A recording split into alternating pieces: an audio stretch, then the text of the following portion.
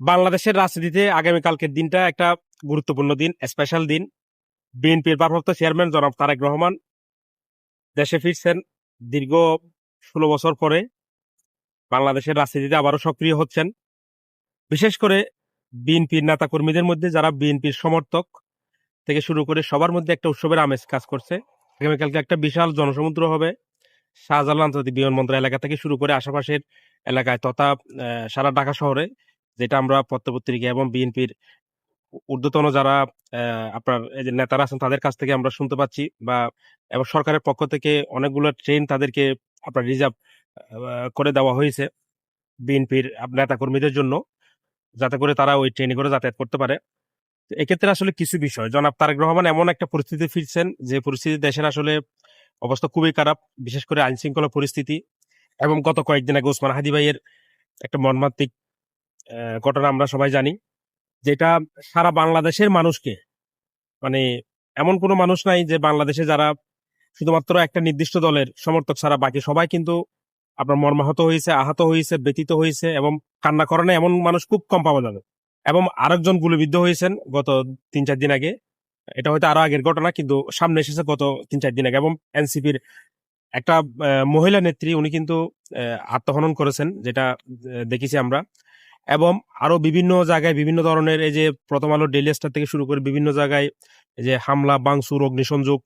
একটা 7 বছরের শিশু বিএনপি নেতার বাড়িতে আপনার বাহিরে তালা লাগিয়ে আগুন ধরিয়ে দেওয়া হয়েছে। 7 বছরের শিশু আপনার আগুনে পুড়ে মৃত্যুবরণ করেছে। এই সমস্ত বিষয় আছে।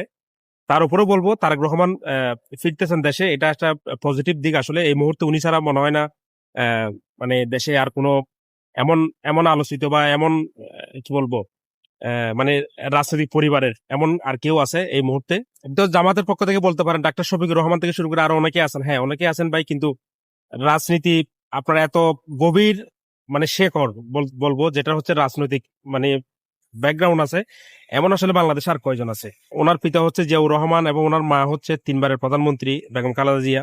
তো এমন ব্যাকগ্রাউন্ড আর কারো নাই বর্তমানে। সেজন্য বাংলাদেশের রাজনীতিতে একটা হয়তো পজিটিভ ইম্প্যাক্ট পড়লেও পড়তে পারে। এবং ওনার নিরাপত্তা একটা ঝুঁকি আছে, উনি যার কারণে দীর্ঘদিন ধরে আসলে আসবে আসবে বলেও আসেননি। ওনার নিরাপত্তা ঝুঁকি বিবেচনা করে বাংলাদেশ কিন্তু সর্বোচ্চ নিরাপত্তা ব্যবস্থা নিয়েছে বাংলাদেশ সরকার কর্তৃক। এটা আসলে একটা পজিটিভ দিক বলবো। এরকম গুরুত্বপূর্ণ ব্যক্তিদের আসলেই মানে নিরাপত্তা দেওয়া দরকার, সেটা হচ্ছে যে দলের হোক না কেন, যারা বাংলাদেশের জন্য অবদান রাখবে বা রাখতে পারবে বা গুরুত্বপূর্ণ ব্যক্তি।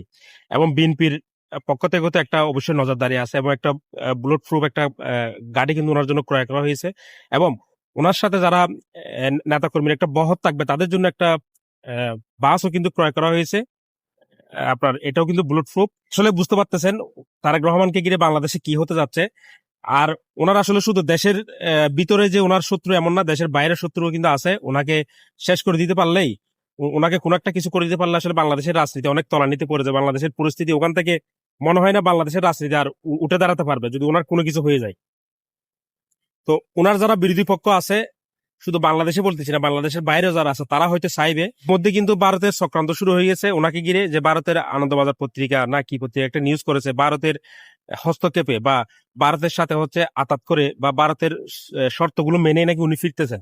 এটা আসলে একটা ভুয়া নিউজ। যিনি বিবিসি কে বলেছেন, সাক্ষাৎকারে বলেছেন ভারতের সাথে আমাদের সমবন্টন, হ্যাঁ, মর্যাদার সম্পর্ক থাকবে, বন্ধুত্বপূর্ণ সম্পর্ক থাকবে, এটা সবাই চাই। এটা জামাতার আমিরও বলেছে ভারতের সাথে আমাদের বন্ধুত্বপূর্ণ সম্পর্ক থাকা দরকার, আসলেই দরকার। যেটা হয়তো অনেকেই, এই যে যারা অন্ধ রাজনীতি করে, অন্ধ রাজনীতির সময় তারা আসলে বুঝবে না। আপনার প্রতিবেশীর সাথে কখনো ঝামেলা করে কোনো দেশ আসলে উন্নতির চরমশিখরে পৌঁছাতে পারে না এবং শান্তি থাকতে পারে না। সেজন্য ভারতের সাথে আমাদের বন্ধুত্বপূর্ণ সম্পর্ক থাকা জরুরি, তবে সেটা হচ্ছে মর্যাদার। এমন না যে শুধু আপনারা আমাদের থেকে নিয়ে যাবেন, আমাদেরকে দিবেন না। জনাব তারেক রহমানও কিন্তু এটাই বলেছে, ভারতের সাথে আমাদের সম্পর্ক থাকবে, কিন্তু সেটা হচ্ছে সমবন্টনের মর্যাদার সম্পর্ক। শুধু একতরফা আমরা দিয়ে যাব আগের মতো, আমরা যা দিয়েছি ভারত জীবনেও ভুলবে না, এমন হবে না। ওনার মুখ থেকে আমরা এটা শুনেছি।